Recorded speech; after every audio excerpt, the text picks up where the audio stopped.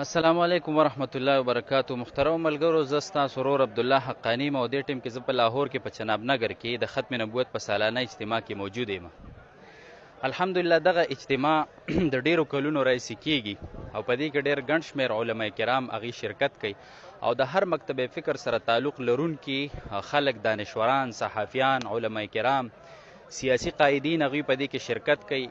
دغه شان بریل مکتب فکر، اهل حدیث مکتب فکر او دغه شان د سیاسي پارټو مشران، سیاسي خلک هغوی په دغه اجتماع کې شرکت کوي، چونکې دا عقیده د ختم نبوت دا د اسلام بنیادی عقیده ده او په دې کې الحمدلله د چام اختلاف نشته دی. که په نور وړو وړو خبرو کې د بعضې مسلکونو د یو بل سره اختلاف دی، خو په دې عقیده کې الحمدلله اختلاف نشته.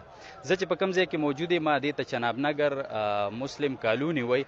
د دې نه 100 کیلومتره فاصله کې دلته ربوه ده، کوم چې د قادیانانو مرکز دی او دغلته د هغوی مقبره ده او هغوی چې ورته جنت وایي دغلته هغه دی او دغه شان دغلته د هغوی بازار هم موجود دی. 4-5 کیلومتره فاصله کې د هغوی مرکزي دفتر ایوان ناصر چې ورته وایي هغه هم دلته دی.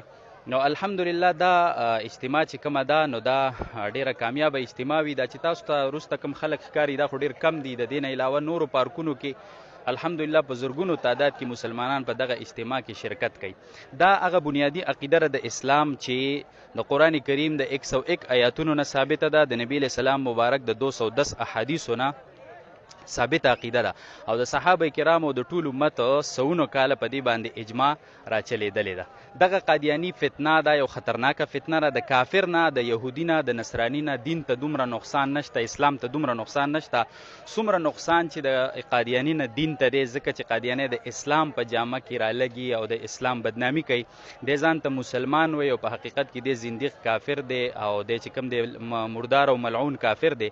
د دې په وجه د دنه دین ته نقصان او خطره چې کومه دا ډیره ده. ټولو مسلمانانو ته موږ دغه پیغام ورکوو چې څومره تاسو نه کیدی شي د ختم نبوت تحفظ وکئ، په هر پلیټ فارم باندې وکئ. که هغه سټوډنټان رونه دي، که هغه زمونږ د یونیورسټۍ لیکچرز دي یا نور څومره عام مسلمانان دي، دکانداران دي، په کاره چې قادیاني کوم مصنوعات دي د هغې نه موږ تاسو بایکاټ وکړو. هغه د ختم نبوت علماو د طرفه، د تنظیم د طرفه دغه قادیاني مصنوعات چې دي نو هر ځای کې نت کې د هغې پوسټر ریفلیکسونه هغه موجود دي الحمدلله.